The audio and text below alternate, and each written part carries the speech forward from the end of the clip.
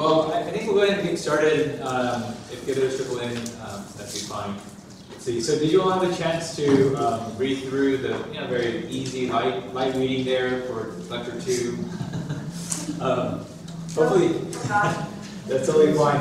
I mean, I am being kind of using tongue in cheek there. I think lecture 2 is pretty hefty. It's bringing in a lot of different disciplines there. Stuff from social theory, obviously theology, but other things too. So we're going to unpack some of that here. And as Wayne was asking earlier, it's certainly true, or making the point that it's certainly true that what we discuss in an hour and a half together doesn't cover everything that's in the notes. The notes definitely go deeper. And that'll always be the case, I think, because we'll have discussions that result in our time together, and then the notes are there for you to go back to and say, okay, that's what he would have said if we unpack it more. But so that's always going to be much more thorough than our time together per se.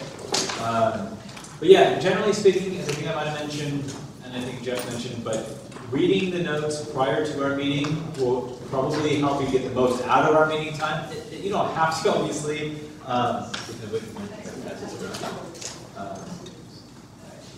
I think without reading the notes, you'll still get a good sense of what we're talking about and be able to contribute to the discussion and so forth. But if you want to get the most out of it, then yeah, reading ahead of time will be great. Now, one other thing I should mention is, if you did read the notes, you would see that there were a few books that I mentioned, with authors that I'm engaging with a lot in the notes. And I brought a couple of books out. I'll make mention of these again as we go along. But again, I think I'm writing it in such a way where you can read it and get the gist of what they're saying without, again, having to have read the relevant chapters. But if you are interested, essentially the whole of the bibliography is in that very first footnote where it says, here are the books that I'm pulling from for the most part.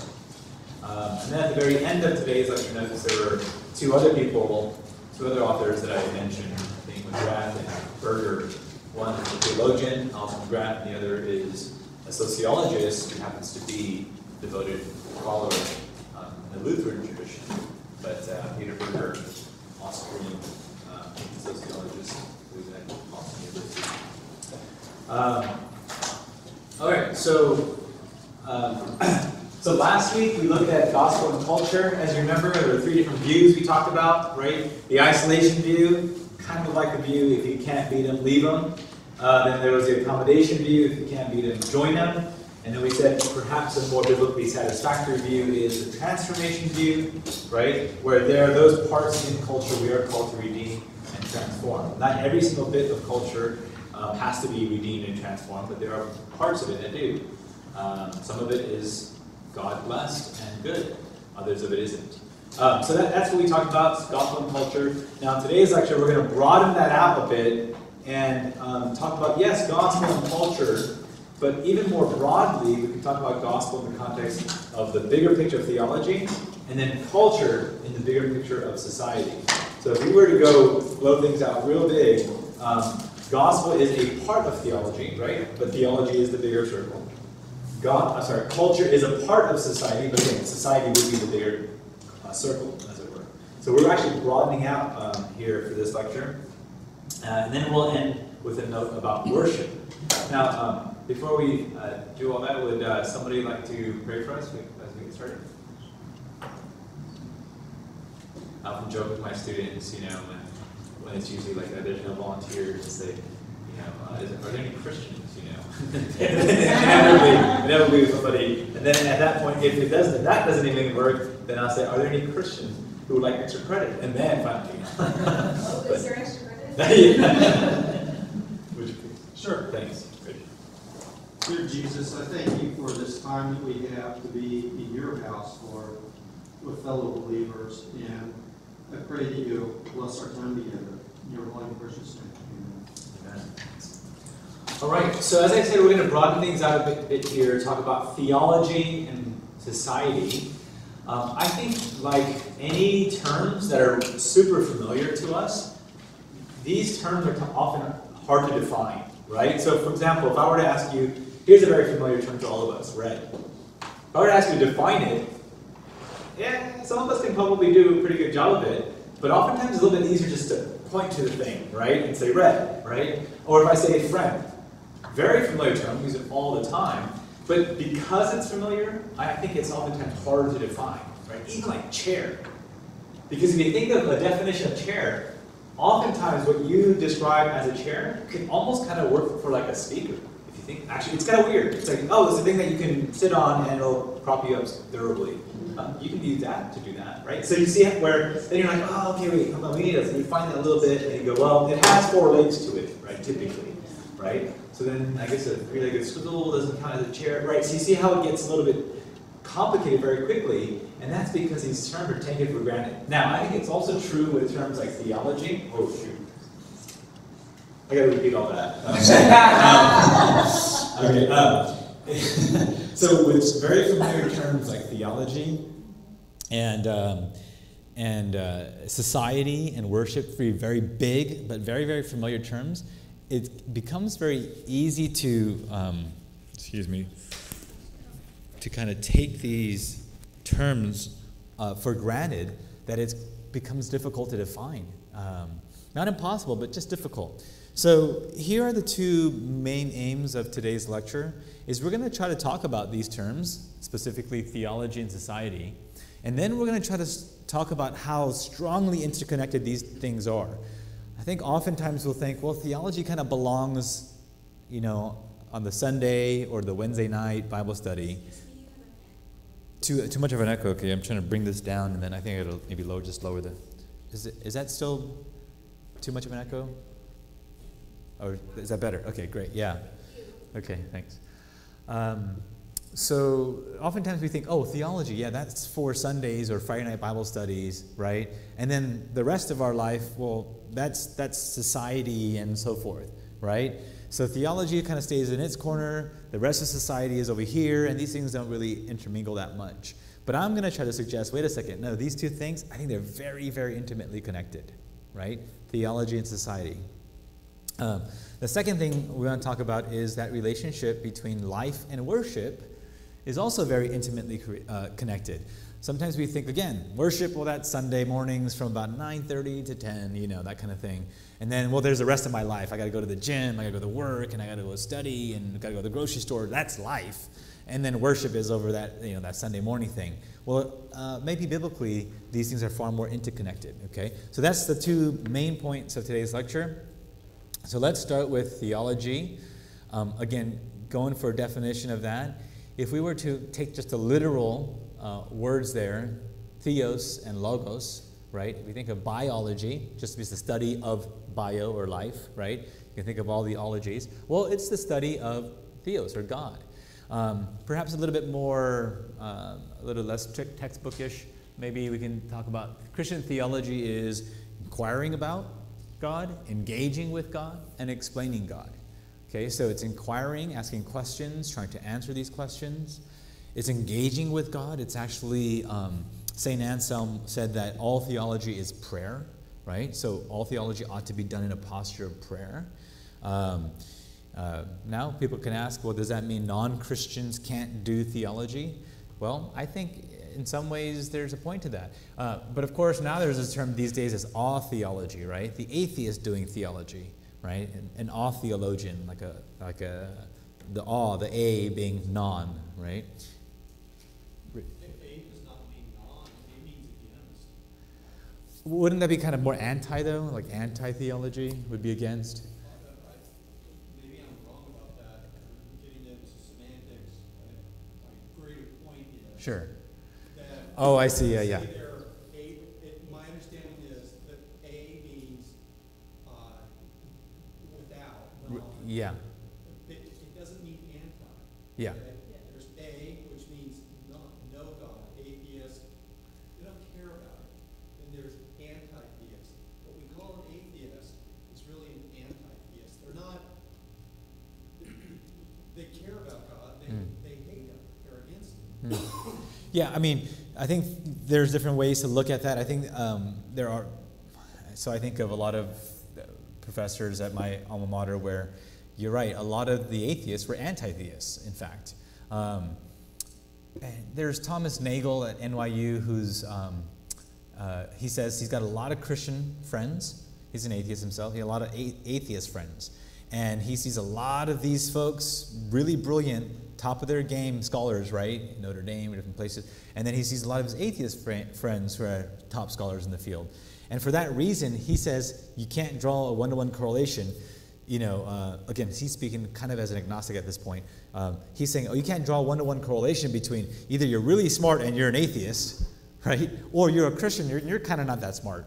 He says, no, I can't make that judgment. So I think in that same spirit, we can kind of see, well, there are plenty of atheists, right, atheists, who are anti-theists. But I would be inclined to think, surely we can think of some folks who are agnostic or atheists just because they just haven't made up their minds yet, this sort of thing. So yeah, this is a whole rabbit trail, but I appreciate the nuance that we need to keep in mind, that there are people who are atheists, but truly they are atheists. Anti-theists. But I think there's another category. We can get into that. But yeah. Sorry. No. I guess, but in summary, in my opinion, what we call in our language atheist is really anti-theist. Right. What we call in our language Gnostic. is really atheist. I see. Okay. Yeah. I think depending on how we define our terms, I think even atheists or agnostics would agree with that. I think the way you're using that's a helpful distinction. Yeah. No, that's right. So Christian theology is inquiring about God, it's engaging with God, and explaining God. Now, that seems like a pretty straightforward definition. I think a workable one that we can use for at least for today's purposes. This is what Christian theology is. Now, what about society? If I were to ask you to define society, I would imagine that this is something that, again, could be one of those things. We use it all the time, right? Oh, the social impact of the environment or whatever. We use society all the time. Like in our society, things are moving this way or whatever. But how do we actually define society? And this is something that's going to eventually lead into our next lectures beginning actually next week or actually the following week. We're going to be talking a lot about society. And actually, I'm going to try to convince you that society is a lot less real than we all think it is, right? It's going to become this very slippery thing that when we try to grasp at society, what exactly is society? It's going to become quite tricky to define. But with Professor Berger's help, we're going to try to define it along these lines.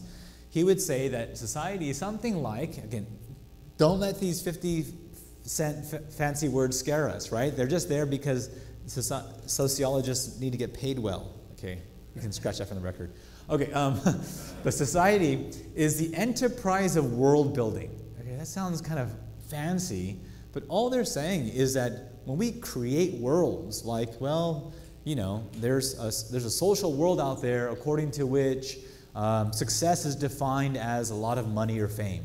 That's a social reality, right? When we say that, we're building a particular kind of world, a way to look at the world, right? A way to look at life. So the enterprise of world building, in other words, every time we turn on the news and we see a picture of the White House or of Capitol Hill or of the British Parliament or what have you, what's going on there is really the enterprise of world building. In other words, here's a good example. If I were to build a home, say right here in Irvine, and painted it white and declare it to be the White House, why is it that no one would pay any attention to the executive decisions that I make while in the Oval Office of that White House? Why? Sounds like a pretty silly question, right? Because it doesn't carry the impact of the White House in Washington, D.C. Okay, but why doesn't it? Yeah. Okay, the name of the, we can start calling every White House that we see, oh, there's the White House, right? But that wouldn't do anything to change the fact that, look, you can't just make executive decisions in any old White House. It's got to be the Oval Office in that particular one, right, in D.C. And who is the person who's vested with the authority to do so, right? Well, it's the President of the United States.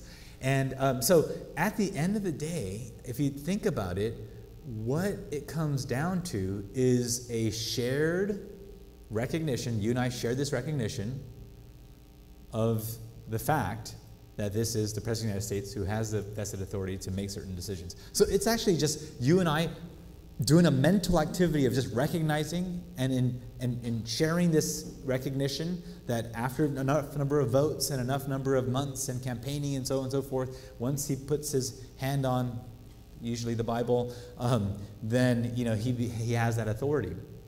Now, society, all that we just described right now, the voting, the campaigning, the putting the hand on the Bible, the swearing into office, and so on and so forth, all of that is just world building. We're building our own world, right?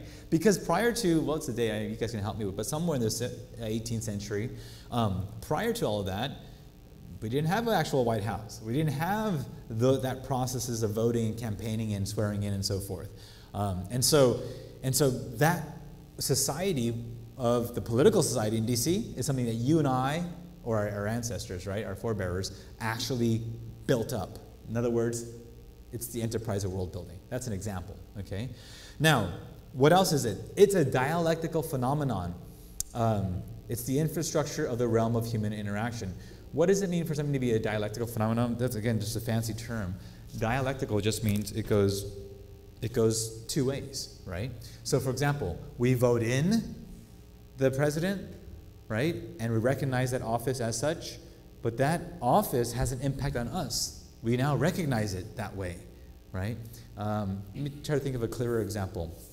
Suppose, and all of us, we know this is true, especially recently in the Supreme Court, but if there are certain decisions that come down from the Supreme Court, whether it's on more recently religious freedom issues, right?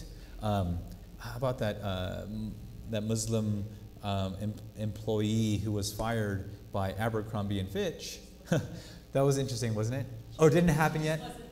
She wasn't hired. Never got actually hired. Yeah, that's right. She was denied being hired because she wore a hijab to the interview, and they said you would not be able to wear that, and she says, no, this is part of my religious freedom, even though she didn't explicitly say this is what Islam, my religion, requires. Long story short, the Supreme Court upheld the decision in her favor and said she should never have been denied a job on that basis because of religious freedom. You guys get at least the scenario? What's going on? Okay, so we're not going to hear to debate the issue because I know we can go all night. Okay, but I just have a question about that. Sure. Because I was actually thinking at work, because I work in corporate America, and you can't really speak of religion at work. It's like against the guidelines predominantly. It's like in their manual. Sure. Or handbook, employee handbook, as it's called. But they say you can't talk about this, but I am actually told in my Bible to speak the word, preach. I don't know the exact verses. I'm sure I get it correctly, but is that a discrimination in that sense? Because technically my religion is telling me I should speak this, but you're telling me I can't. Mm-hmm. Yeah, Could so I that's use a that big. as discrimination. I'm not saying I'm being discriminated Yeah, against, yeah. but I'm just saying if it does come up, was there a position there? Well, I mean, this is the whole business of like religious freedom law, and there are plenty of lawyers who would come to your side and argue your case and perhaps even win, and So if you're asking legally, you got to ask a lawyer. Okay. But if you're asking theologically, I think there are some fine lines that we have to draw. I think one thing we talked about last week was the wisdom of Daniel, where he's called on to change his name, be given a pagan name, which we would all thought reading Daniel, we said, oh no, he would have denied that because that's like very close to identity, right? Being called Daniel, God is my judge, to something literally pagan, where he was okay with it. And then but what he did refuse, right? He refused the king's food. Okay, so you would think, just eat the food, but don't change the name. But no, in Daniel's wisdom, he thought the very opposite, and he was commended for it, right? He had wisdom in it, as we read in the first and second chapters of Daniel. So I'm not here to kind of settle the issue once and for all, but I do want to remind us of the importance of using wisdom. So I think we discussed this briefly last week, that if there's a teacher in a public school, they can't openly proselytize to their students, but if the student asks, hey, so what is it that makes you, interested in human rights or whatever, and he said, well, actually, because I believe we're all made in the image of God and we all have these inherent rights, you can definitely talk about that. So I think there's just a big call for wisdom. I mean, Jesus himself, he dines with prostitutes and tax collectors, but Daniel won't eat the king's food. So why Jesus says this? It's very complicated, but that's why in the Christian tradition we've never been, generally speaking, we've never held to the ethic called utilitarianism, where we just do the best, whatever we do whatever our actions would produce the best consequences for. Like, we stay away from that. And also duty-based ethic, which is always do this or never do that. Kant. No matter what the circumstances, never lie. Nazi soldier comes to the door. Are your parents home? And you're a Jewish, kid.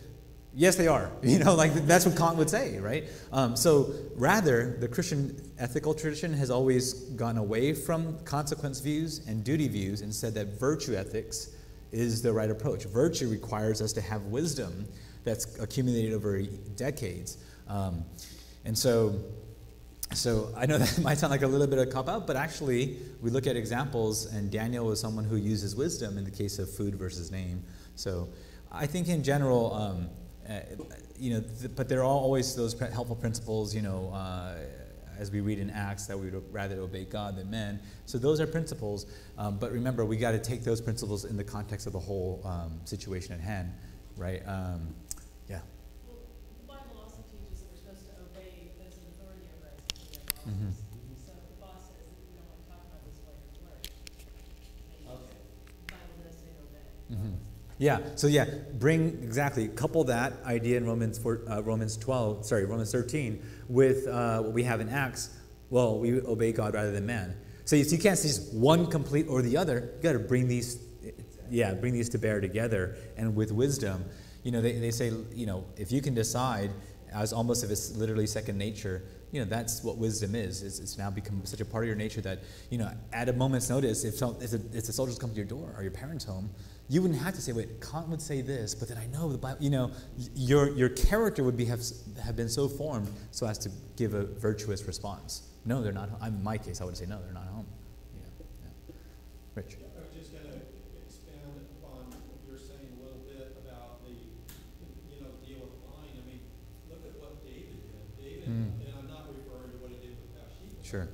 David would lie to other rulers in a way that was advantageous to him or advantageous to Israel, right? And it seemed to be quite condoned by God. Yeah, those are tricky. Yeah, I know what you're saying though. Like even in Abraham's or Joseph's case, right? There's sorry. I was thinking Rahab was specifically commended what she did. Right. Right. Yeah. So. What Rahab did was to trade off being, you protect me and I'll lie for you. Well, yeah, So but that the was point a is trade-off. lie. And then, I think truth is one of the most important virtues a Christian can have. Absolute truth, not just Mickey Mouse or hiding it. It's all over the Bible. And Jesus, Yeah, that's right. Jesus, I am the truth. Sure. And all truth is God's truth. Yeah. You monkey around with truth. I think it's very unchristian to not be truthful. That's right. I definitely agree. But we also have to keep in mind that when we talk about truth, so in the case, for example, this is always that extreme case, but again, the Nazi soldier comes to your door and says, is your mom and dad home? What's the truth? The response is difficult for us to just say, yeah, they're home. Well, the response should be, why do you ask? But are we kind of in that way evading the truth? Because the truth is they're home. Why do you ask? The soldier says, we're in authority, so you can't ask me why I'm asking. I just want to know. Yeah. So I think the point being, yes, let's guard truth. We're here to do that. But I think wisdom tells us how to guard truth, right? So Wayne, and then I think we might have to move on. But go ahead, Wayne. You had your hand up earlier. I'm just who's the deceiver, and whose bidding are we doing when we don't speak the truth, and whose bidding are we doing when we do speak the truth? Yeah. The deceiver is Satan. Yeah. Yes. And so we're speaking. Father of for him. lies. Yeah. We're speaking for him when we don't speak the truth. But see, this is why this is such a classic example. Is if the Nazi soldiers came to your door, would you say your parents are home? If you were a Jewish boy in the Second World War? That's a very hard question. What am I going to say? But does God command us to speak the truth, or does God command us to lie? I think he commands us to use wisdom as we love and as we guard the truth. But I think truth is informed by love, right? And so if we wisdom, and so if we value life, in this case, more so than truth telling, I think our wisdom would tell us. Is that the right comparison, or is it, do we value life, or do we value God? I think God, so yeah, I guess the better question is, does God value life as opposed to truth telling in this instance? Right? This is far more beyond than, I was just trying, I know, Chris, it's all, yeah, but here, let me just make a quick point. Yeah. Oh, okay, that's a whole nother one. We don't even want to go there. Okay, very quickly, and then I'll make a point, we got to move on. Okay, on the topic of the Nazis asking that question, that really happened in some cases. Mhm. Yes, and they were. And like Corey Tenenbaum's nephew, I believe it was, or niece, I can't remember now, it was really hard, was asked by the Nazis about the parents, I believe it was.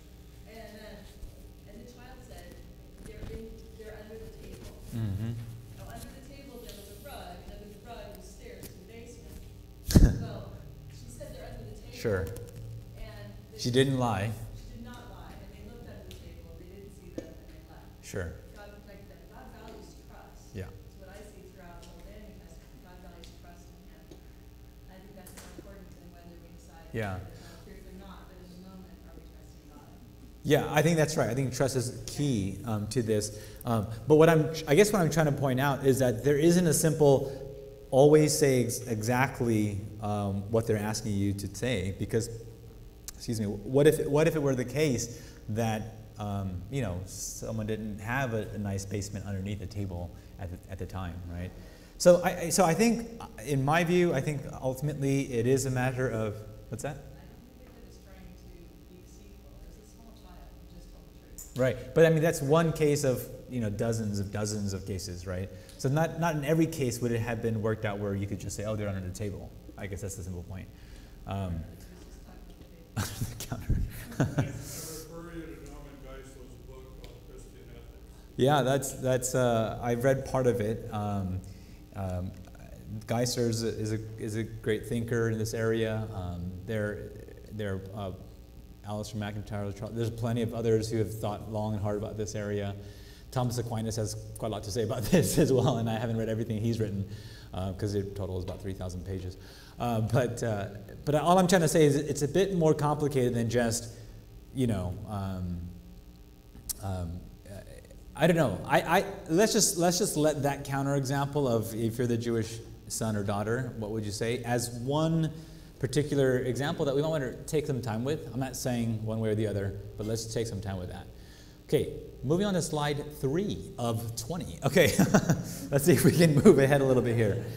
So theology is, no, Chris, you're done. Okay, theology is transformative. The first point we want to make is we want to look on the side from going from theology over to society, and we want to say that theology has a transforming effect on society. We're going to go the other way, okay? We're going to go the other way too. We're going to go with society has an impact on theology. That's the part I want to eventually end up with. But let's recognize the first fact that theology itself is transformative. It's both transformative to society around us, but it should also be transformative of the person doing the theology, right? Because at the end of the day, if we do theology and we ourselves are not transformed, I don't know that we can say we were doing Christian theology, right?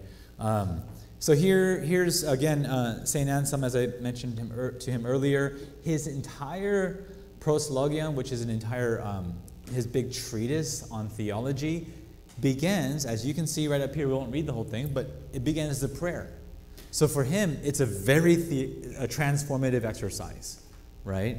And this, I believe, is in your notes, and this would be literally the very start of this nice treatise on theology, on the existence of God, starts as a prayer.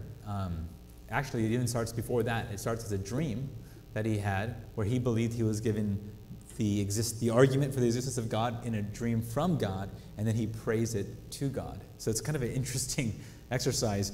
You know, today we turn on YouTube, see William Lane Craig give a really powerful argument for the existence of God.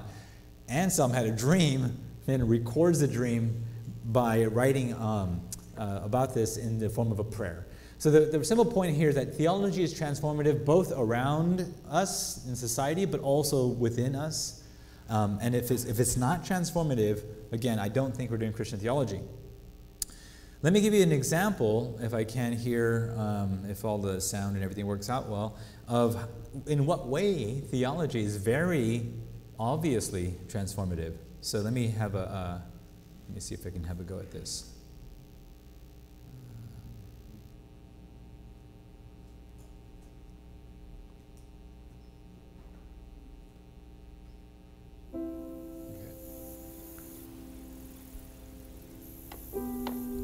I want to ask you what part of the country you come from. I originate from Canada. I guess where that is. Oh, I know where Canada is. I've been there myself. Well traveled for a slave. Solomon Northup is an expert player on the violin. I was born a free man, lived with my family in New York. Be good for your mother. Until the day I was deceived. To Solomon. Kidnapped, sold into slavery.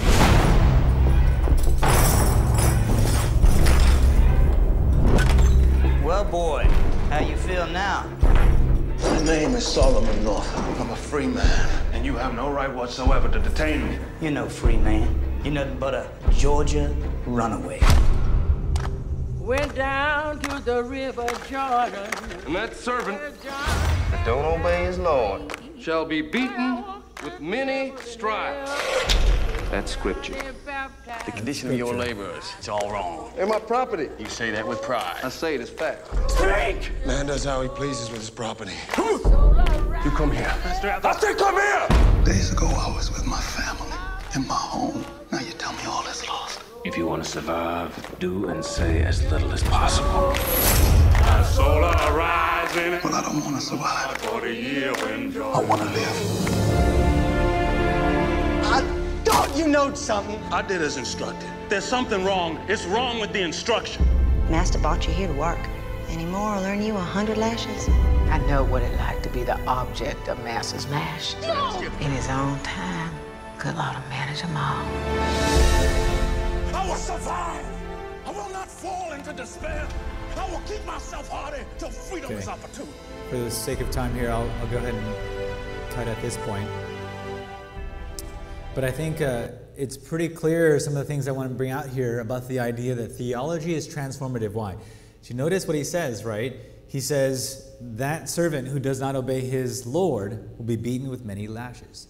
And then he holds up his Bible. He said, that's scripture. This is a sermon he's actually giving in the middle of a movie, both to slave owners and slaves themselves at that particular time. And then he goes on later and says, man does what he pleases with his property. Theology actually does, whether good theology or very bad theology, actually does transform us and our society, right? That's a simple point I want to make. And I think this is a point that we've all understood, right? Theology is very transformative. If we were like, theology, that just happens on Friday nights and Sunday at church. Wait a second. It actually has a huge impact that ripples out into society for ending up in a civil war, right? That's a small, simple point that I think we can all grasp. Now, eventually, within hopefully 10, 20 minutes, I want to get to the other point too, which is a little bit more of an unusual point, which is society also impacts on our theology.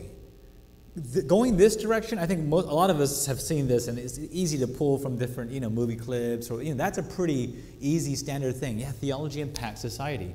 But I want to suggest there's another direction here, that theology also impacts, that society also impacts on theology. Okay, I want to get to that. But the first point we need to make, at the very least, is that theology is transformative, right? Whether good or bad. Another way to think of a phrase that's useful for me is our doctrines often drive our deeds. Not every single time. There are other factors too. But our doctrine, our theology, does drive our deeds, right? right? It's a result of what we believe, okay? So, please. It's like a stone, you put it in the water and... Has a rippling effect. Yeah, yeah, definitely.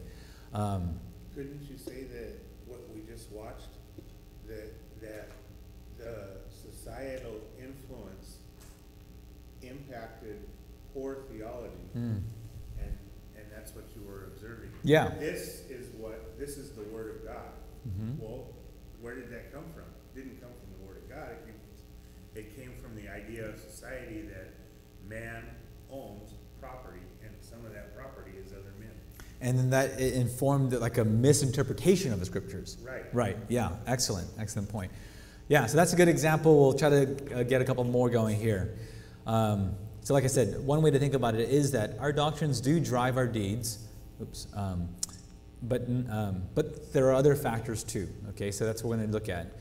The fancy term here would just be say it's dialectical, right? It's dialectical.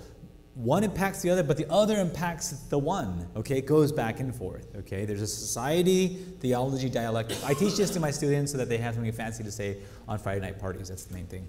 Okay, so our doctrines drive our deeds. Okay, moving then, we can skip a couple things here. I mean, what I'm setting up here is actually the next few weeks, which is there's this notion called the fourfold theological theme or the fourfold doctrine. All that is when theologians talk about the fourfold doctrine, we talked about this last week. It's what happened at the very beginning. God created. And then humanity fell. And now God is in the business of redeeming. Awesome. And then eventually he will glorify. Yeah, there you go. Nice. So creation. I love it. Awesome. Okay. Great. So someone reads my stuff. Someone's questions. No, I'm just kidding. I'm just kidding. I don't read anything. No. Those questions are good, actually. So creation, fall, redemption, and glorification, right? Okay, so that's what we're trying to set up for. Now, in doing this, there's one thing I want us to try to do often throughout these weeks together, is what C.S. Lewis said is we need to be standing on the shoulders of giants. And now, again, this is in your notes and also I think in your PowerPoints, but yeah, it's right toward the bottom of page. Help me, Wayne.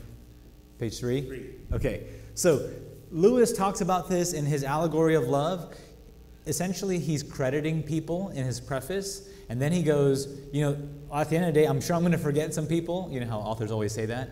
And then he goes, but the least I should say is I benefited from years of standing on the shoulders of giants. In other words, because he's read other people's works, he can now stand on their shoulders and see further than they were able to see because he's standing on their shoulders, right? So we ought to pay tribute in a real sense to those people who have gone before us, including Lewis, right? So there he is actually in his study in his home. And a person in particular that I would like to pay tribute to in that sense is a mentor of mine, Os Guinness. And so in his book, The Call, which we're going to talk about very briefly, and then we're going to talk a little bit more about his book, Renaissance, which just came out last year. I want to chat about this here for a while. But in his book, The Call, he actually defines calling in two different ways. He talks about the primary call, which is we're always called to the one who calls us, meaning it's just our devotion to God. Everything else should flow from that. I think we were chatting about like his desire to impact the video game industry in a certain way, which I love. But that calling, my calling to teach, Wayne's calling to teach, all of these callings flow out of the first primary calling, which is our devotion to Christ, right? So he says there's primary calling. Then he goes on to talk about secondary calling, which is the video game industry, the teaching world, et cetera, right? So the secondary calling has to flow from our first calling, which is to Christ, to the one who calls us. And then our secondary calling, he defines very succinctly and very nicely. He says, our secondary calling is everyone, everywhere, doing everything to the glory of God. That's a pretty handy definition. This is classic Oz, right? Nice, succinct definition, but it's everyone, everywhere, doing everything to the glory of God, right? So some are called to the video game industry. Some are called to Calcutta, literally, right? Like Mother Teresa, to serve the poorest of the poor. Others of us are called to different things in engineering and nursing and teaching.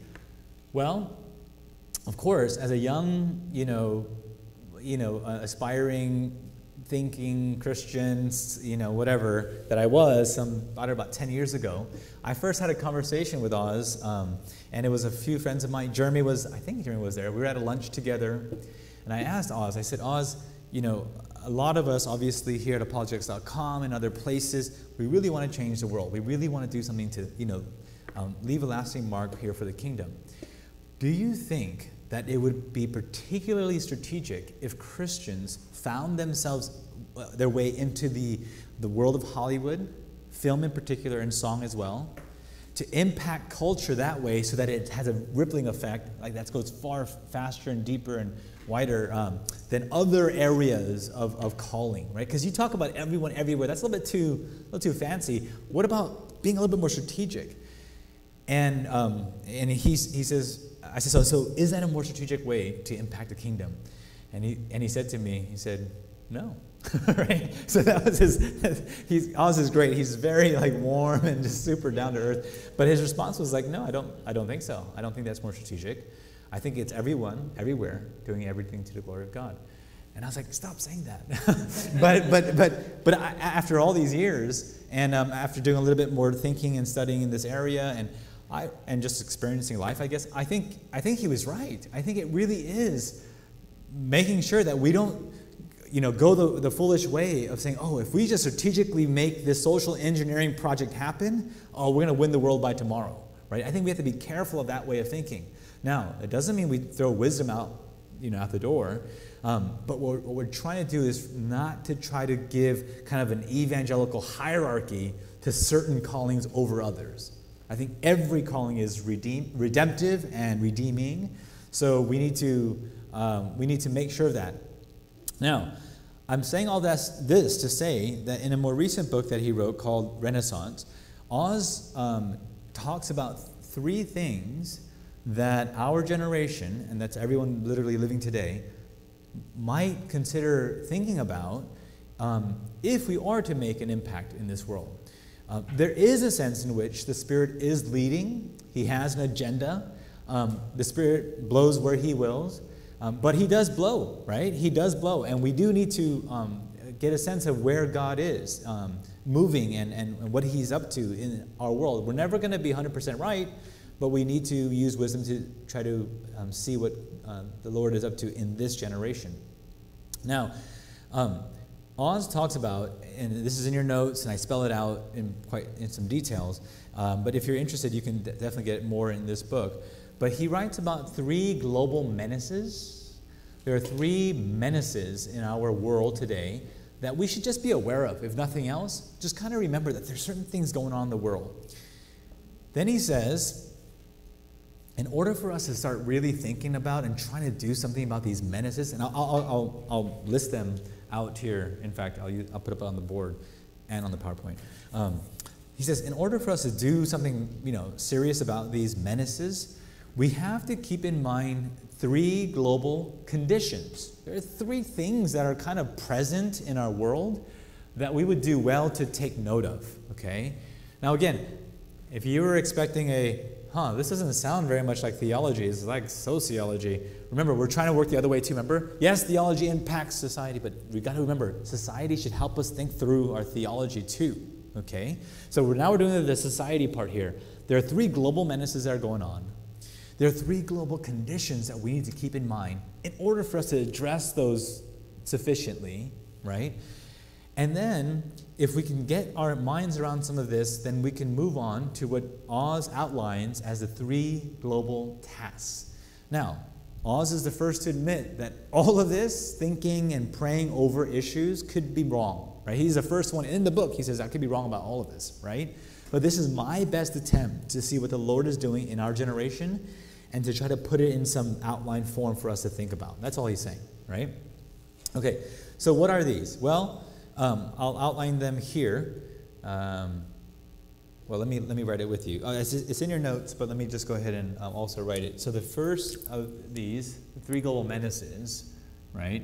So here are the menaces. You have to excuse my writing. It's really pretty bad. But this is why I use PowerPoint. But the 3 global menaces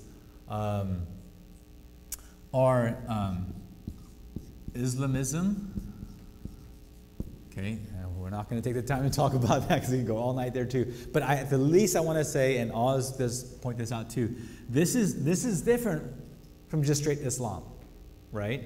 How many of us are consumers in this world? Okay, how many of you guys would call yourself someone who's bought into consumerism? There's a difference, right? Okay, some of us are willing to admit, I've kind of gotten there. We're kind of sucked into this too. But we would not, all of us say, oh yeah, it's the exact same thing. We can be a consumer of something. It doesn't mean that you're a consumerist, right? That you're part of the whole system. So all I'm trying to say is that Islamism is different from Islam, okay? This is a violent form of it. It's different from, there are plenty of peaceable Muslims that I know personally that you know as well. The second menace globally is, this is kind of again a fancier way of putting it, but it's hopefully easy for us to remember because 3 I's here, but it's ideological consumerism. That's different from just saying being a consumer. What does he mean? He means that if we consume enough things, this philosophy, this ideology tells us life will be good. Your salvation is at the mall. You see what I'm saying? Or at the Apple store or what have you. So Islamism is something we need to really start dealing with. Not just in the Middle East, but Southeast Asia, right here in our own homeland. Ideological consumerism is another big global menace, right? It's not just here in America, it's all over the world and growing rapidly, right? That salvation is found at the mall. Okay, so ideological consumerism is, look, as long as we consume enough things, we will be ultimately happy. We will be eternally blissful. It's a gospel, but it's a false gospel, right? It's a gospel that says go to the mall enough times and you will feel alive. You'll be born again in that new jacket, suit, dress, what have you, okay? Or iPod or what have you, okay? And the third one, again, is kind of, a somewhat fancy way of putting it, but it's helpful because it's in the form of an alliteration here, 3 I's. It's, oh, that's wrong. Yeah, it's illiberal, so in other words, not liberal. Okay, illiberal liberalism. Okay, what is that? Well, pretty straightforward. Liberalism says we ought to be free to make choices. Pretty simple, right? We ought to be free to make choices. That sounds like a pretty good thing. Nothing wrong with that, right? If I choose, as one of us was saying here earlier, right? If I choose to, have lunch with my coworkers and during my off hours, not at work, but off hours, talk to them about my belief in Christ, hey, I should have the choice to do that, right? We're in a liberal society. You know, it's not consumerism, it's not communism where the moment you say that, the Gestapo are at your door, right? No, we're in a free society. So being a liberal in that sense is a good thing. We ought to be free to exercise our will. But there is the kind of liberalism that's crouching at the door of plenty of places. Take, for example, I always get these confused. Vanguard's here. Not Vanguard, the university on the East Coast. Vanderbilt. No, Biola.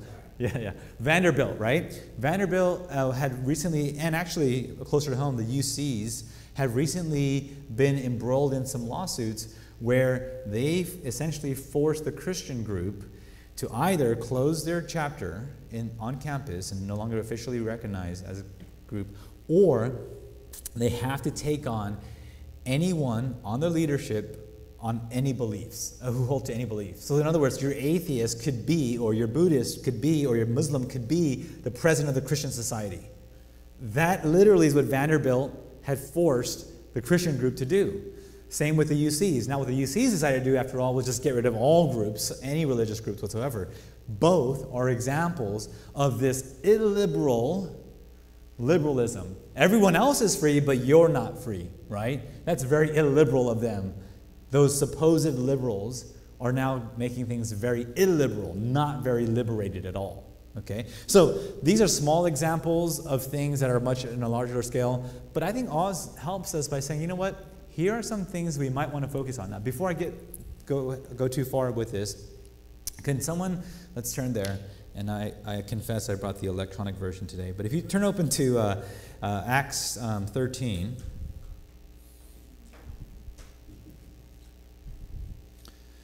and if you don't have it, maybe just look on with a neighbor. But Acts 13, it's really interesting because the life of King David is summarized. Well, there's more to it, But toward the end of Paul's message here, he actually summarizes David's life, King David's life, in a few short words. So, Acts 13:36. Would somebody read that for us? Acts 13:36. For David indeed in his own generation, having served by the purpose of God, died, and was buried with his fathers, and saw corruption. Okay. Now, thank you very much, Wayne. Now, some of us would read that and say, I'm not sure if that's like a really cool epitaph to have, on my gravestone or whatever, right? But actually, if you look at that, that might be one of the best epitaphs you can ever ask for. In my version, in the ESV, it says this: for David, after he had served the purpose of God in his own generation, fell asleep. Right? Here's a man who served not the generation, but the purposes of God in his generation. That, I think, is a really great, quote-unquote, legacy to leave behind, right? And even that is a loaded term. But that is a way for us as Christians to think through, okay, what are the purposes of God in our generation? So let me give you an absurd example. Someone says, oh, you know what? I really believe in the printed book, right? I really believe in the printed book. And I just feel called. I feel like I need to print books to the glory of God. And so I don't know if this has been done yet or not, but I want to print bounded books and have removable type, have these go really fast, and someone says that happened 450 years ago at Gutenberg, so we can serve the wrong purposes, right? And it could be not only the wrong purposes, but it could be in the wrong generation. If someone just needs to inform me, wait a second, that's been done. There's a lot of publishers using presses, okay? So that's an absurd example. But the point is this: we could miss serving the purposes of God if we're not attuned to what the Spirit is doing in this generation. So we need to do the homework and hard thinking and prayer-filled thinking of, okay, what is God up to? And Oz is saying, here's a few things that we might think about. Here's a few things that are going on in this world that are menaces that you and I might say, you know what, I've got a spare Saturday afternoon here. I want to start thinking and reading this area a little bit more because it seems like. Now, Oz says, hey, I could be completely wrong on this, but if we just look out in the world today, these are some pretty real things that are going on. And so he's challenging us, hey, so my point in all of this is to let's stand on the shoulders of some giants who have thought through this, read, reams of books, and prayed decades of prayers. And now they're saying, here are some of the things that are going on. Okay, are you guys with me on that? I'm just trying to make an illustration. Maybe he's wrong on all three, but the point is, let's stand on the shoulders of some giants, right, who have gone before us. This is actually why I actually tweeted this once. I've tweeted like 12 things in my life. Okay, so don't call me a tweeter. But one thing I did tweet, right, is gosh, now I forget the address. Proverbs, I want to say 16, but all I wrote was revere gray hairs. Right? So for me, one of the things that's most important is for my students, for example, they have to do something called a mentorship assignment where they have to team up with someone who is a mature follower of Christ, someone who's literally 40 years older than 40 years of age, right? It doesn't matter if, they're not a pastor, it doesn't matter, but they've lived their life, and so what we're called to do is revere gray hairs. Because I think we too often, 20-year-olds, 30-year-olds, we just hang out with 20-year-olds, 30-year-olds, and we don't garner the wisdom of the people who have walked before us. And so that's one of my encouragements, is to just stand on the shoulders of some of these giants. Okay, wow, we got to go very much quicker here to get through. Yes. Yes, exactly. So they have to meet with them 6 times throughout the semester. They can meet twice virtually, like Skype, but 4 of them have to be in person. And I literally call it the mentorship assignment. That's all. And they just get points from meeting. That's it. They actually have to write a 1-paragraph reflection, but it's really simple. I just want them to be in the presence of gray hairs. That's how I put it. I mean, like really, that we should revere gray hairs, right? Now, I'm kind of in between those worlds, right? I literally just turned 40 last month, okay? So I'm kind of, I can now be on that side of the assignment, but because I'm their teacher, I told them, you can't choose me. But I'm thinking of people, beyond that, right? Okay, so 3 global conditions much more quickly. Well, let me just put it up here on the PowerPoint so that it's cleaner and faster, perhaps. So we've got the 3 global menaces there. We've got the 3 crucial factors. Okay, let's just read them out and then we'll quickly explain them. First is globalization. Second is faith within modernity. Not faith in modernity. No one has faith in modernity. Or if you do, you shouldn't. And the third thing is God's sovereignty. Okay, so very quickly, what is I was talking about? And again, if this is all too quick, I highly recommend the book. I only get 10% royalties off that, so I'm not really selling. No, I'm just kidding. But really, he's an incredible man, and actually, maybe we'll get a chance to have him around here. He's coming in July, and I think we're still meeting when he's around. So that would be incredible. He did. Yeah, that'd be. I would probably die. Yeah. Yeah. Okay. Well. Yeah. Well, I can't bring him out. Yeah, exactly. I don't have a funeral for Chris. Okay. Okay. So globalization, the fact that we live in an interconnected world. In other words, the 15-year-old in Boston is more like the 15-year-old in Beijing than either of them are like their parents. I think there's some truth to that, right? And there's actually some truth to that. So globalization is something we need to factor into what we're doing here. So let's take a quick example. Islamism, you know how we said that might be a global menace? Well, one unifying factor among all radicalized Muslims in this case, but we can talk about Christians as well, but Muslim radicalists, one common factor is they are disenfranchised youth. Whether literally in France or somewhere in the Middle East or in Southeast Asia, they're basically they've joined a global gang. And so there's that common factor among all Muslim terrorists practically around the world. So globalization is a real factor to consider when we are trying to analyze these 3 things, okay? There's a second factor or condition that we need to think about too, is faith within modernity. What that means is, very quick example, we all believe that Christianity should have an impact on culture. We all also recognize from last week that sometimes culture has an impact on Christianity, and not always for the good. For example, I watched this one video, and I'll try to keep it as generic as possible so as not to antagonize. But I saw this video. It was quite long. It's like 12 minutes. Quite long, today's standards, right? But it was quite long in the sense that all it was doing was promoting an event. What event was it promoting? Well, it was like a pastor's conference, and it was a pastor's conference that was going to focus on masculinity in the church.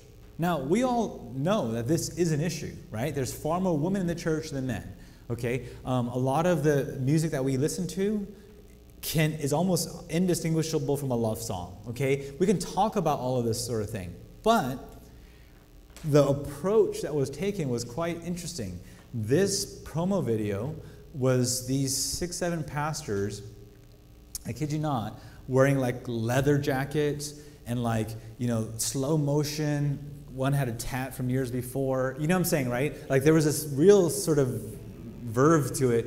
Like, yeah, and then you hear that in the background. But the idea to me was like, okay, I understand the heart of this, and a lot of it is probably going to be really good, actually. These are some well-known pastors.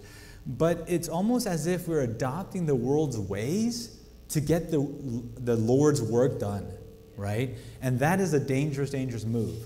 Now, does that mean that wireless mics, which TED Talks uses, is therefore demonized? No. Okay, we could use wireless mic, I hope, because I'm using it, right? So, but it's, again, that question you were asking earlier, Chris, is with wisdom, where is it where we're almost now fully giving into the world's ways, right? Because we're adopting their form. So this is something we want to be careful of. And as we think about faith in advanced modern life, we want to remember a couple things. One real quick response to that would be, hey, don't we actually believe in a faith that's incarnational?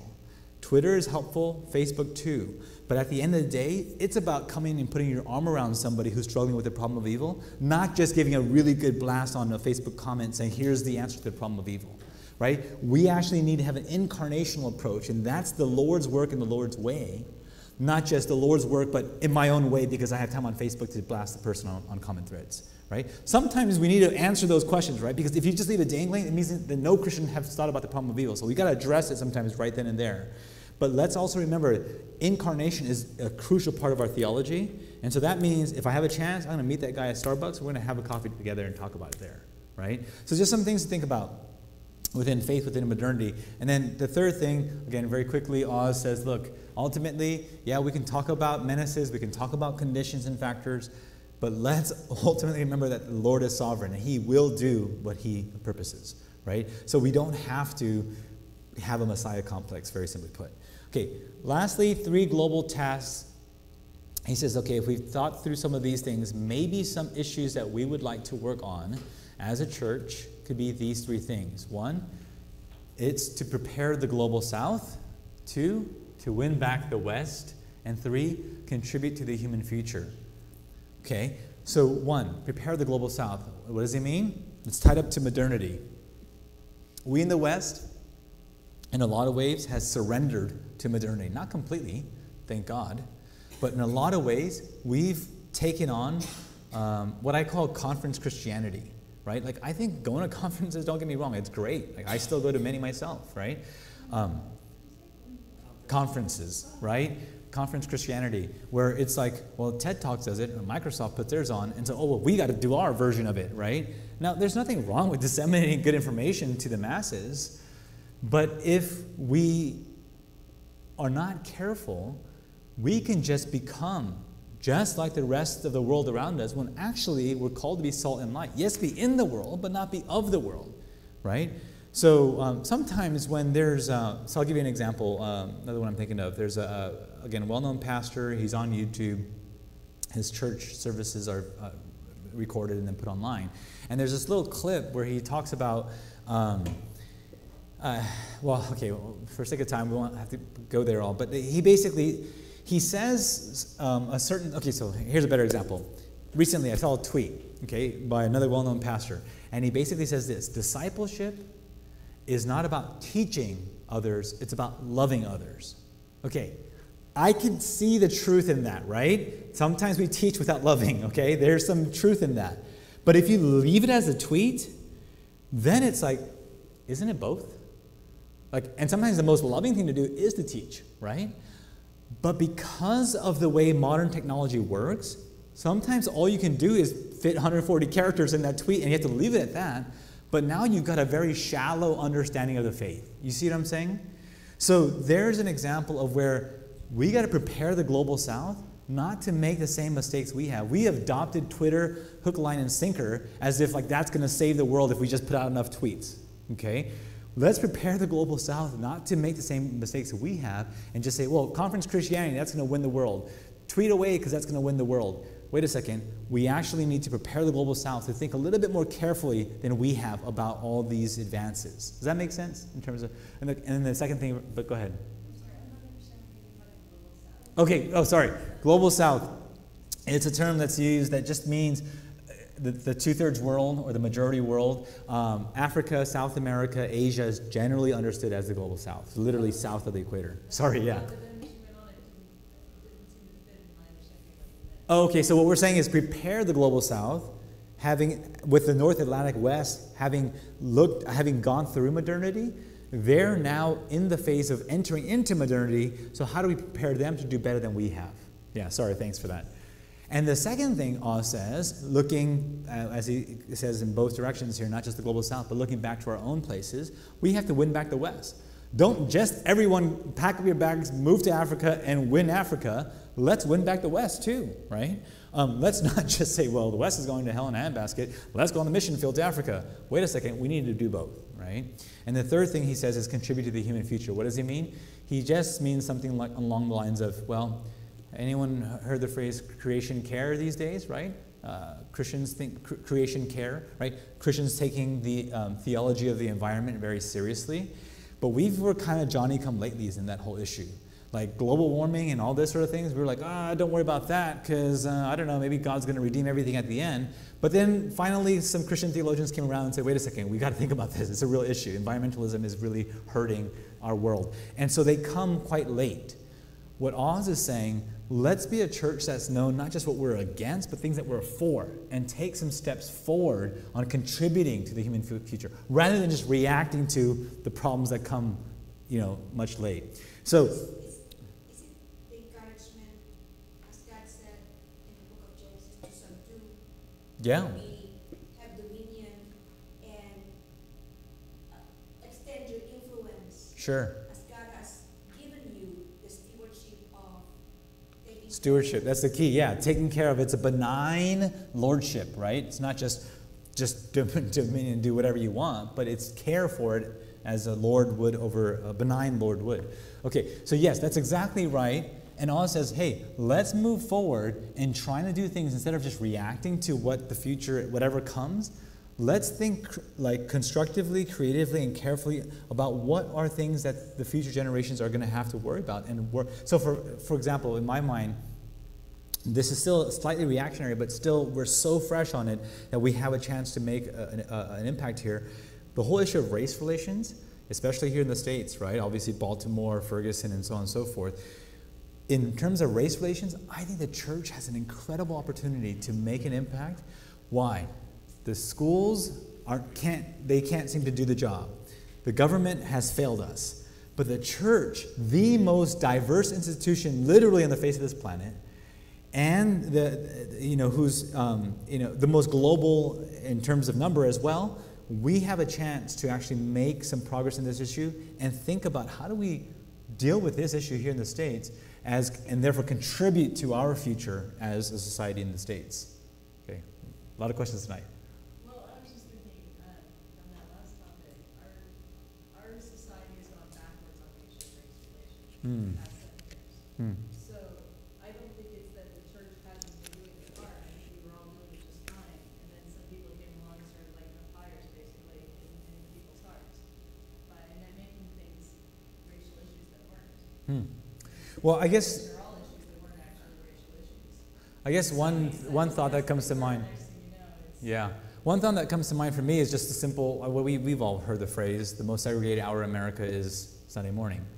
So there's this notion that we as a church could do better in terms of representing our diversity in a way that isn't just so segregated. Now what I'm saying is when they say,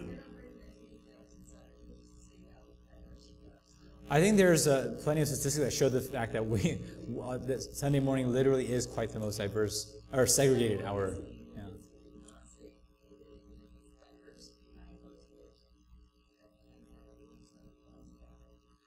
Yeah. Well, I think we need to keep in mind that we live in a world of wheat and tares, and that there are plenty of people sitting in our church pews that are not Christians, and that might just be invited by a friend. Yeah, I guess the.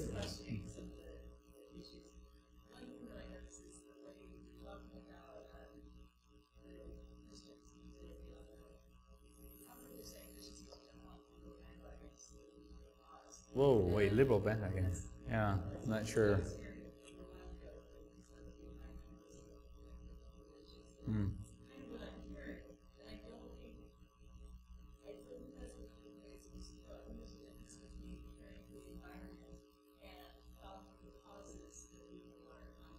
Yeah, so I'm definitely not saying, okay, let's just follow the liberal bandwagon. I don't consider myself. Sure. Exactly what I'm saying. Yeah. Okay, for time's sake, we're not going to be able to get into all the details here. We can work these out. But let me just go ahead and... Actually, why don't we offer a break here? It's 8:10. We'll come back at 8:15, and then we'll try to wrap up by 8:30. All right? Cool.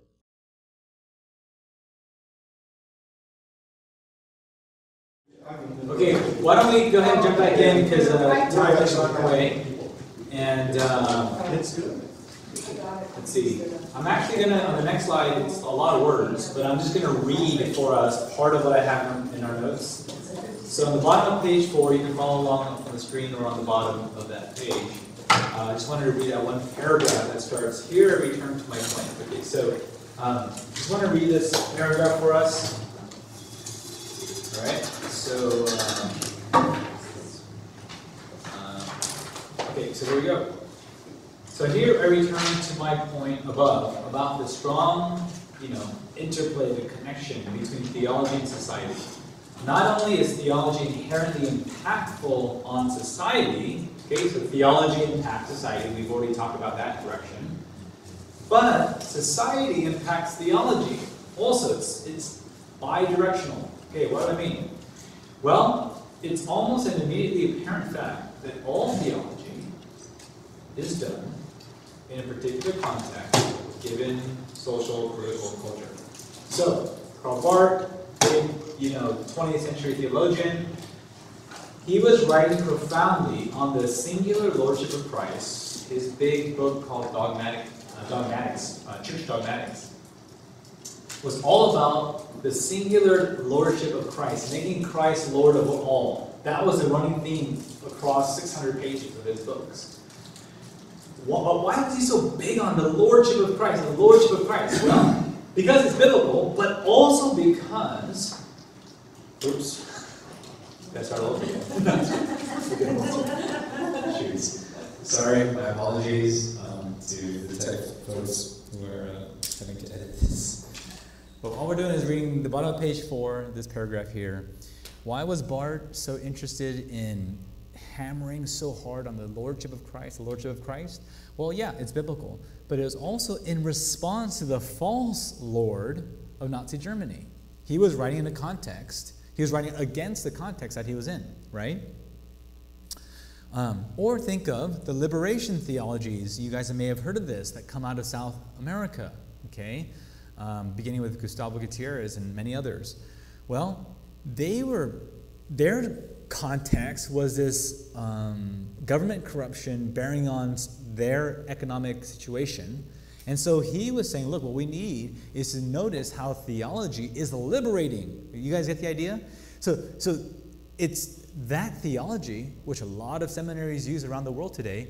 Yes, we recognize that the gospel has a liberating effect, but the reason why that came out of South America is not coincidence. It's because they were under some very distressing situations where the government was very oppressive and their economic situation couldn't be lifted unless they liberated themselves, right? So liberation theology was born out of that context. Or, moving on, I write here, contemporary theologians, right? So folks writing today, working, thinking in this area in theology today, often are responding to, as we were just talking about here earlier, climate change, sex trafficking, global poverty, interreligious Muslim-Christian relations. It's no surprise that we have a lot of theology being written in this area because these are the issues facing our day. So, yes? Why all liberal? Why do we talk about climate change, sex trafficking, global poverty? I mean, is there any contemporary theology that is conservative? So I guess I'm having a little bit of trouble because both of us here in both sides of the room are talking. So first of all, let me just make it very clear that I did not vote for Obama. Okay, no, sorry, that's kind of a joke. But actually, honestly speaking, if you ask any of my friends, in terms of the liberal conservative spectrum, I teach at Biola. It's a very conservative school. I'm actually having trouble seeing why these are liberal issues. These are human issues. Now, there are definitely conservative issues that we can talk about, but I don't see these as falling in the political spectrum of liberal conservative. These are just issues that are facing our day. So I'm a little surprised that I'm getting this kind of response, to be honest, from both corners here. But I think you are confusing liberation with liberal. okay, that's helpful, because liberation theology has nothing whatsoever to do with political liberal or political conservative. It's not even from North America. It's from South America, where that continuum doesn't even apply. It's liberation theology because they're saying we need to throw off the fetters of government corruption that are holding us down economically. And that was very much historically true in South America. So that's nothing to do with liberal. It has to do with gospel having a liberating effect. I mean, it's for freedom that Christ set us free, Paul says in Galatians. So freedom, that word liberty and freedom are identical. It's just that in English we have two words. In French it's liberté, it's just one word, and in German it's Freiheit, which is freedom. So freedom and liberty is just the same thing. So yeah, let's make sure when we say liberation, we mean freedom theology, not Obama theology or something like that. Okay, sorry. I hope that's helpful. And again, the last thing I want is Jeremy's friend, that guy, flaming liberal. No, that's not at all what I'm hoping. Jeremy's liberal. Okay, well, these are just issues that are kind of facing our day. But if there are other issues that need to come to light, I mean, I'm happy to hear about those and maybe discuss them as well. But yeah, if there are more other issues that kind of are occupying the thoughts of conservative scholars in America, obviously, I think these should be occupying all scholars in America, not just liberal or conservative ones. Okay, I'm going to move on for time's sake here. Whatever the social context, the simple point is that there is a context out of which theology is written and thought about and prayed over and so forth. And that context was Nazi Germany for Barth, it was South America for Gutierrez, and it's a lot of these issues in America or globally for us. These examples simply suggest that there is a reverse direction in the relationship between theology and society. In other words, to put it more fancy, right? Theology and society are dialectical. One impacts the other, but the other impacts the one. Okay, that's all we're trying to say here. Okay, so just to finish off here, this is another book, and if you're gonna pick one, I guess, I don't know, this one's shorter and cheaper, but but this is really good. This is great too. It's from Dave Horner, who also teaches at Biola, called Mind Your Faith. It's a pretty thorough, kind of guide to all things philosophy, insofar as it helps us with our theology. Okay, so it's a good philosophy book about theology, if that makes sense. Okay, Mind Your Faith by David Horner. Yeah, it's kind of a funny title, but Mind Your Faith. In other words, let's be thoughtful about our faith, right, is what he's saying. By Horner, David Horner.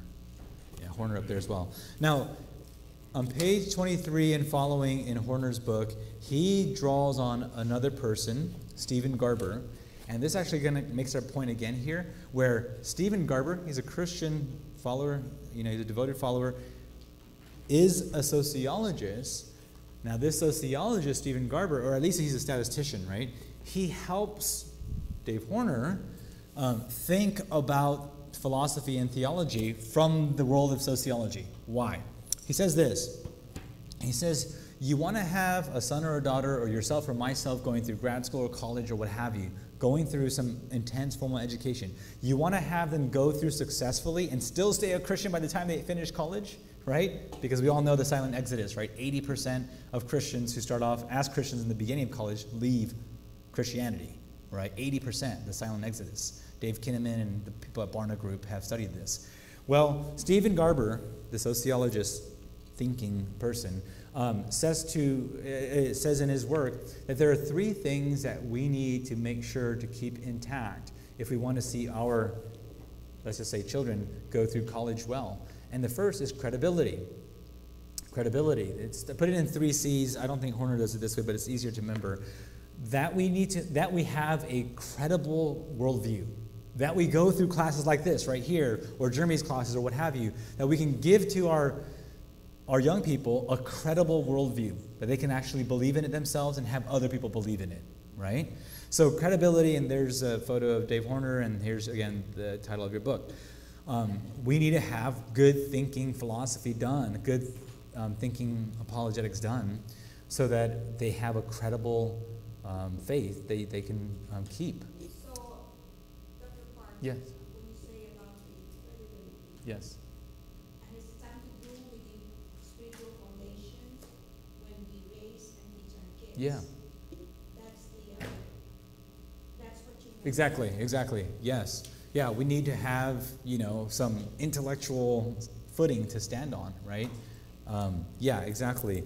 Because some people say, well, look, all you got to do is really love your kids enough and fill their egos enough, or something, right? Then they'll sail through college. No, we need to love them, yes, but we also need to give them some good grounding in what they believe. The second thing that Stephen Garber notes is as those 20% who made it through college successfully, they have a second common characteristic, and that is continuity. What do we mean by continuity? just to say that there was that mentorship element that we talked about earlier, that there was somebody pouring into their lives, and eventually they had opportunities to pour into the next generation's lives as well, right? So there has to be a continuity of our faith. There needs to be that vertical dimension.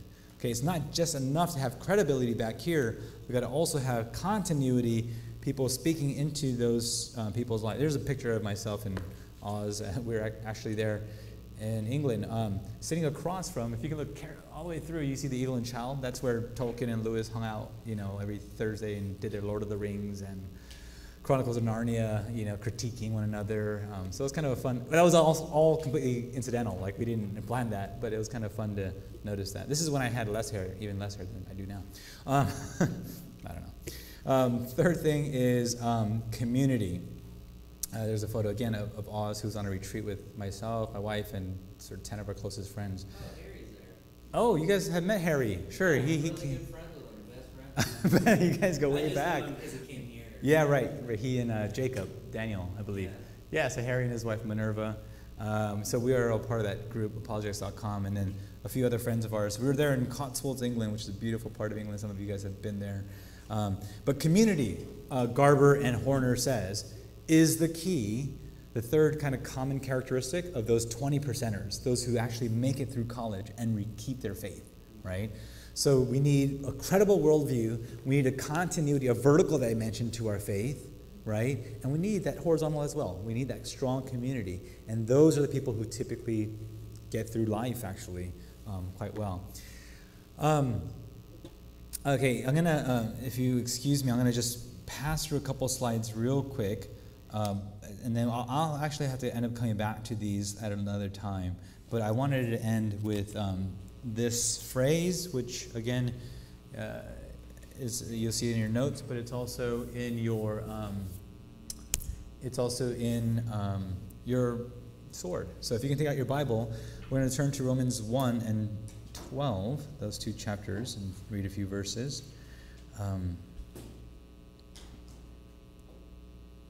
Yeah, and I should apologize that I know we've gone quite quick.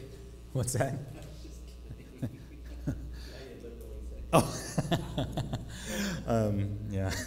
Gosh, Chris, you have just a way of. Okay, we're going to look at Romans. So I was apologizing that I'm having to go quite quick tonight, but I guess I'm just trying to make sure we get it all in there. But sorry, Romans 1. If you look, let's see, we should probably start. Well, let's start at 20. Well, yeah, 20. So everything is worship. Worship is everything.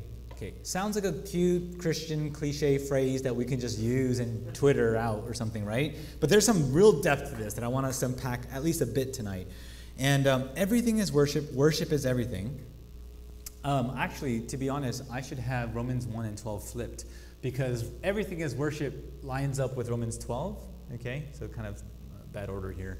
And worship is everything lines up with Romans 1. But you'll get the point as we read these passages and chat about them briefly. So in Romans 1:20, I'll read for us a bit and then go on for a few verses and then chat there, unpack it a little bit, and then we'll go to Romans 12. So Romans 1:20 reads as follows. For God's invisible attributes, namely his eternal power and divine nature, have been clearly perceived ever since the creation of the world. So in another sense, going back to Rich's point earlier, actually, I really do believe there's no such things as atheists. I honestly do believe that even though one might call oneself an atheist, if the Bible is true, which we believe it is, then everyone knows that God exists, but there is a suppression of that knowledge out of their own desire for their... Thomas Nagel, going back to this NYU professor of philosophy, very renowned professor, but he's the one who said, I have a bunch of Christian friends that are smart, a bunch of non-Christian friends who are smart. Well, what he says is, therefore, I can't just say, if you're a Christian, you must be dumb. He says, I respect my Christian colleagues who are very, very smart. What he says in the book, you ought to pick it up if you have a chance. It's called The Last Word. It wasn't his last book, but he just titled it The Last Word. And the last chapter of this book, The Last Word, I believe published in 97 or something, he says this. He says, it's not that I don't believe in God and naturally, therefore, I'm kind of an atheist. He says, I don't believe that, he says, I don't want there to be a universe where there is a God. That's what drives my atheism. So at the very least, at least he's honest, right, with his why he's an atheist. I think that actually kind of echoes what's going on here in Romans 1. So let's just continue reading on 20.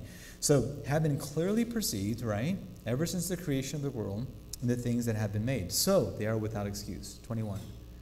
For although they knew God, they did not honor him as God or give thanks to him, but they became futile in their thinking, and their foolish hearts were darkened. And claiming to be wise, they became fools, and exchanged the glory of the immortal God for images resembling mortal man, birds, animals, and creeping things. Okay, there's an allusion to Exodus there about the golden calf, but also we can be our own God, right, in a way. Therefore, God gave them up in the lust of their heart to impurity, to the dishonoring of their bodies among themselves, because they exchanged the truth of God for a lie, and worshipped and served the creature rather than the Creator, who is blessed forever. Now, if you look up earlier in verses, in verse 18, we also read, the wrath of God is revealed from heaven against all ungodliness and unrighteousness of men, who by their unrighteousness suppress the truth. Right? So the point there is pretty straightforward. Paul is saying, look, we're all created to worship something. And if it's not going to be the truth of the immortal God, it's going to be mortal men, because we, in our unrighteousness, what Thomas Nagel says, my own desire, that there is no God, in our own unrighteousness suppress what we know is true, and therefore believe in a lie, right? And that's why, we read in Proverbs 14, the fool says in his heart, there is no God. It's not the intellectual fool, it's the fool who says, you know what, I don't want there to be a God. You suppress that truth, and you believe in a lie. Right? Now, why do I say that in this whole phrase? Because everything is worship, meaning our whole lives runs on worship. And if it isn't the worship of the true God, we will worship something, right? So worship is the centerpiece of all that we're going to be doing for the next 6 weeks together, right? Worship is intimately connected to how we live the rest of our lives, right? Now, let's take the other part of that statement. Yes? Yes. Yes, yes. You said that this would be our life, our way of life, yeah. worship, right? Yeah. Here. Mm-hmm. But it's amazing up there, everything is yeah. done. That's what we're doing. That's right. That's right. Yeah, that's also true. Our eternal life is to know God, right, in John 17. So eternal life is a continuation of our worshiping God in this life. But what I'm saying is, when we all get there, mm-hmm. Mm-hmm. Like the book of Revelation. Sure. In heaven, that's all we're going to do. That's right. Yeah. So yeah, in that sense, in a very ultimate sense, everything really is worship, right? Everything is worship. Yeah, thanks for that. Now, let's go ahead and couple that with this following phrase that worship is everything, okay? What do I mean by that? If you look down in Romans 12 then, Romans 12. Okay, we all know these first two verses because we memorized them, didn't we, at some point maybe? Or we've heard them from someone. And it says in verses 1 and 2 of Romans 12, we read, I appeal to you therefore, brothers, by the mercies of God, to present your bodies as a living sacrifice, holy and acceptable to God, which is your spiritual worship, okay? Now, verse 2. Do not be conformed to the world, but be transformed by the renewal of your mind, and by testing you may discern what is the will of God, what is good, acceptable, and perfect. So we've read this verse many times. We've heard it. We memorized it. And we know that all of our lives should be worship, right? All of our lives should be worship. Now, that phrase, to me, often gets just too easily spoken and not really thought about. What do we mean when we say really all of our lives, all of the rest of our life is worship, not just Sunday morning? Well, look, if you go and take a look at verse 3 and 4 and 5 and 6 and 7 and 8 and 9 and 10, what you notice is, actually, hold on a second, Paul really does mean that all of our life is worship. down to how we pour the tea to be hospitable, that is worship. Right? So the way we drive on the freeway, that is worship. Right? Rich? Well, hopefully it's good worship, right? Yeah, I hope it's not a bad witness. Yeah. The phrase that's crossing my mind is do everything to the glory of God. Yeah. How do you pour the tea? How do you deliver the lecture? Yeah. Everything that we do it to the glory of God. Right. Is that a good description? Oh, yeah. Completely. Yeah. And so what I love about that, right, in 1 Corinthians 10, and of course, same author here, right, Paul is writing in Romans 12 that, gosh, he really means that. It's not just a, sometimes we think of bumper stickers or Twitter, handle or whatever, and we think, oh, okay, I've heard that before. It's Christianese, Bibleese, right? But wait a second.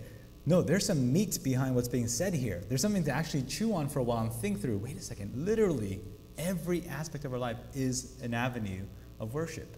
And so I guess what I'm trying to say here is just like there's such a strong interconnection between theology and society, as we try to unpack for about an hour there, theology and society are very commingled. In the same way, life and worship, driving, lecturing, and praising God on Sunday morning, right, as part of a corporate worship, these are hugely interconnected. And these are the two things. They go together. If theology truly impacts society, then worship should really impact our lives. And if society really impacts theology, then our life should be tied up in the way we worship. So these are two pairs that really I just want to really emphasize of how integrated these things are, right? And so that's my my plea for this evening, is to let us begin thinking about the next several weeks together as we go through things like the doctrine of creation, the doctrine of the fall, the doctrine of redemption. We can say, oh, those are just doctrines. They're like theology over there. But let me do the hard work of politics and society and engineering and nursing and being a high school teacher over here. No. These are very, very intimately connected. That's the point. So when we go the next 3 weeks on these doctrines, and next week we look at, what is the education for? My hope is that we think theologically about every single aspect of our lives, and we think socially about all our theology. Right? All our doctrines should have a way that it impacts the ground. Okay, so that's my plea to set up the next few weeks together. Yes? Yes, well, like what your lecture says, how can you not worship God? When you define worship, you worship someone who's worthy of worship. And you say here, how can you not? All the goods that we enjoy comes from Him. Like our family, recreation, our education, marriage, and these are all God's creation. And so we may enjoy them in their own dimensions of life as a means of worshiping the Creator. Right. You worship God in school, education. Yeah. You worship God within the family. Yeah. Our career, whatever we do in Yeah. our work. Well, that's really good, because a lot of times, for me, I love talking to college students, because your example, they'll say, well, I'm trying to get a degree so that when I have a nice career, I can serve God both by tithing and so on and so forth. There's truth to that. But wait a second, your 4 years, that is worship. You don't have to wait till you get a career to worship God through your tithing or something like that. Hold on, the studying of biology for 4 years is worship, because now you're studying the thing that God has created, namely the biological world, right? So that is honoring the creator of that biological world, and that is worship. You don't have to wait 4 years. So so when I say enjoying the created goods, that means enjoying the studying of it, and then also using the science later to cure cancer. Sure, that's a way to serve the kingdom, but isn't just the study of it itself a way of worshiping? So that's the point there that I think you're drawing out too. So, sorry, I get very passionate about. I'll pass around the offering basket soon. No, it's a sermon here. Roddy. Maybe I'm wrong. I don't get the mystery of all of this. If the Bible says pray unceasingly, and if everything that you do for God, for Jesus, then you have to constantly take inventory of yourself daily. Everything that you do, does it please Jesus? And if you ever have a doubt, I mean, that's part of prayer, is taking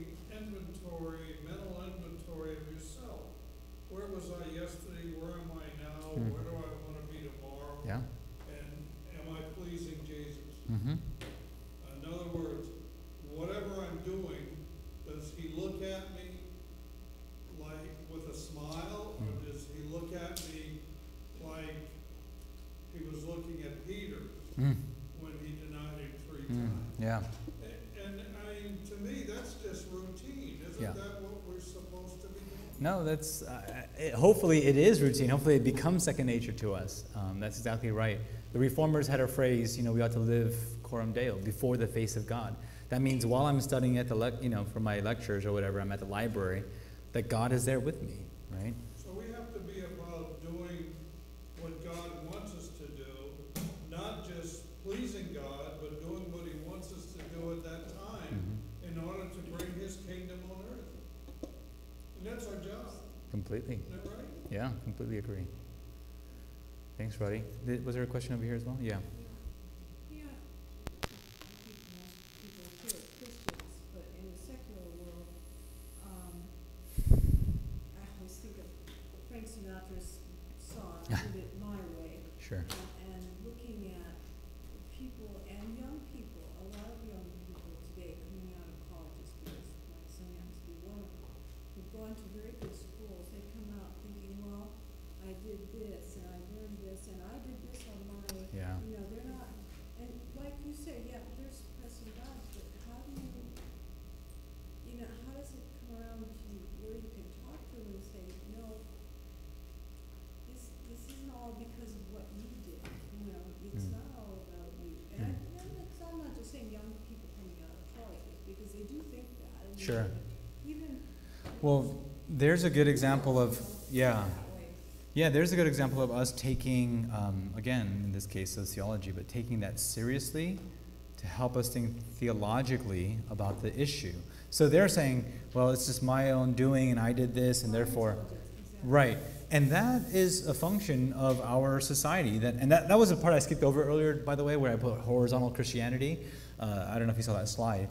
But it's a function of the fact that we have separated, okay, this is a long historical explanation, but factory life and family life came about in the Industrial Revolution, right? So now work life and the rest of life are completely separated, and therefore I'm a person of my own destiny. Western individualism has seeped in a deep way. And so what we need to do is recover the biblical understanding of community, right? And so the fact that we are all partly a product of our community.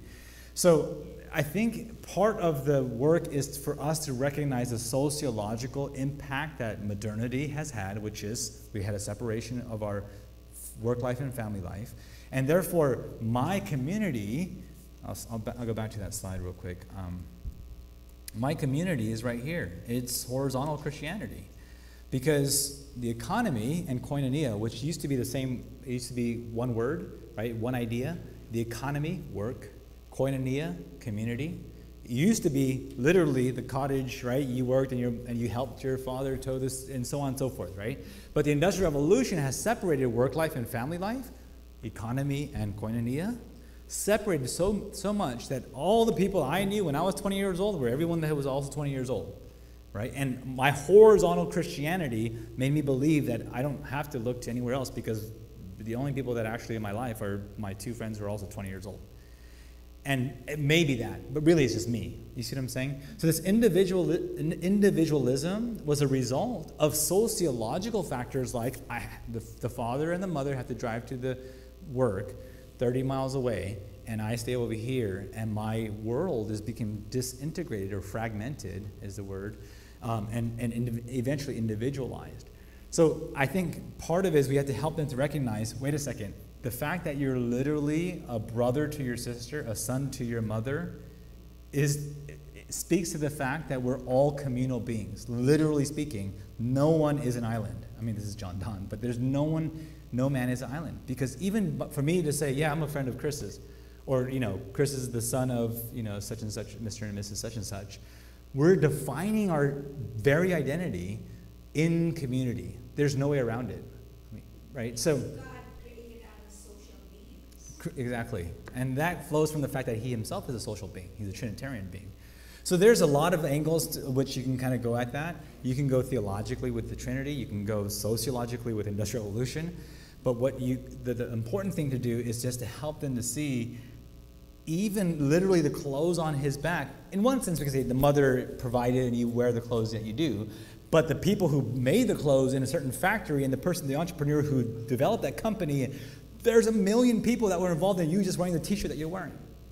So the point is, let's not forget the fact that we actually can only identify even the very clothes we wear in relation to others. We are, the word would be embedded in the communities. So, sorry, that's another little ranting thing there, but that's a big aspect of our Western Christianity. And when I say Western Christianity, again, don't get me wrong here, I might be labeled a liberal, Eastern, whatever. My point is, I was born and raised in America. I love what America has given me and all the things that it does right. But there's aspects biblically that's written in a much more Eastern lens that shows like community comes before the self. Here, the self comes before the community. And sociologists on both sides have understood this for a long time now. But I guess what I'm trying to say is, let's recover the biblical / slightly non-Western understanding of community as being crucial to identity, as opposed to I identify myself as a whatever gender I want, that kind of thing. That would be a function of our Western individualism. Long answer, sorry, but I hope that's somewhat helpful.